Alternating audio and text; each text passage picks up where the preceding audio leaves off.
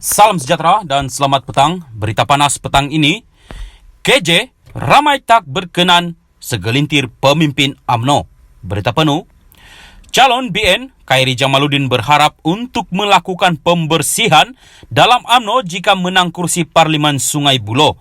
Katanya, jika dia dapat menawan Sungai Buloh, dia akan membawa perubahan kepada negara, UMNO dan BN.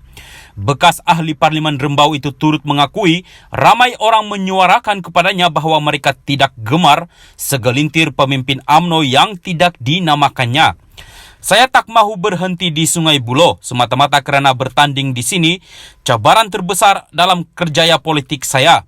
Nak menang di sini bukan mudah, tetapi kalau saya menang, saya nak bawa kita semua, bukan sekarang tetapi mungkin 5 atau 10 tahun akan datang untuk menerajui pimpinan negara. Saya juga mahu bawa perubahan kepada parti saya UMNO dan mahu UMNO dilihat semula sebagai wadah mulia untuk masyarakat Melayu. Sekarang ini ramai jumpa dan maklumkan saya, bukan mereka tak suka UMNO tetapi kurang berkenan dengan beberapa individu dalam UMNO. Media, janganlah pula lagakan saya dengan Presiden Ahmad Zahid Hamidi.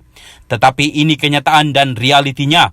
Saya dan rakan lain mahu kembalikan UMNO sebagai wadah Melayu yang mulia, bersih, berubah dan memiliki pemimpin bagus dan mampu diberi kepercayaan seperti suatu ketika dahulu, katanya menurut laporan BH Online.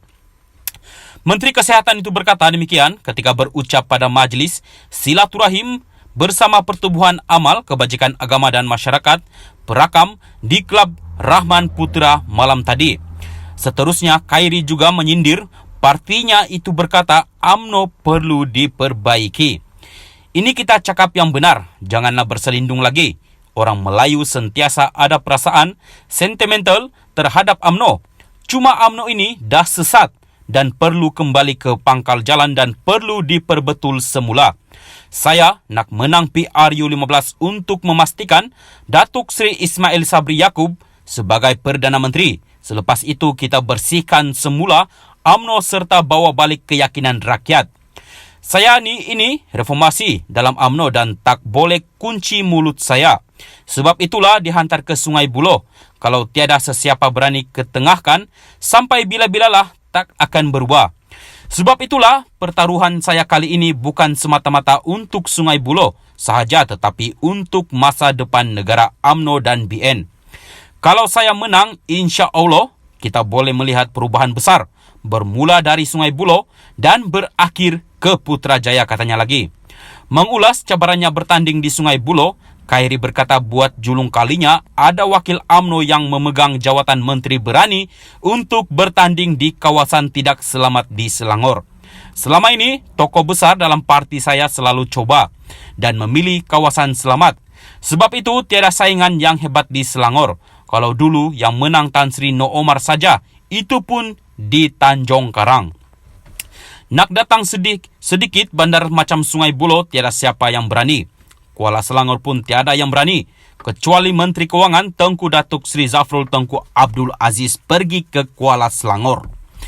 Biarpun ada sedikit kenyataan saya dan Presiden yang berbeza, akhirnya saya juga yang pilih untuk lawan di sini, katanya. Bekas Ketua Pemuda UMNO itu bertanding di Sungai Buloh setelah memberi laluan kepada pengurusi UMNO Negeri Sembilan Muhammad Hassan di Rambau, kerusi yang dipegangnya sejak 2008. Ia boleh dianggap sebagai kubu PH dengan BN kalah di semua daerah mengundi di situ pada PRU lalu. Untuk rekod, UMNO akan mengadakan pemilihan parti 6 bulan selepas PRU 15. Khairi tewas di tangan Ahmad Zahid Hamidi untuk jawatan presiden pada pemilihan 2018. Sekian berita, teruskan bersama channel ini. Terima kasih.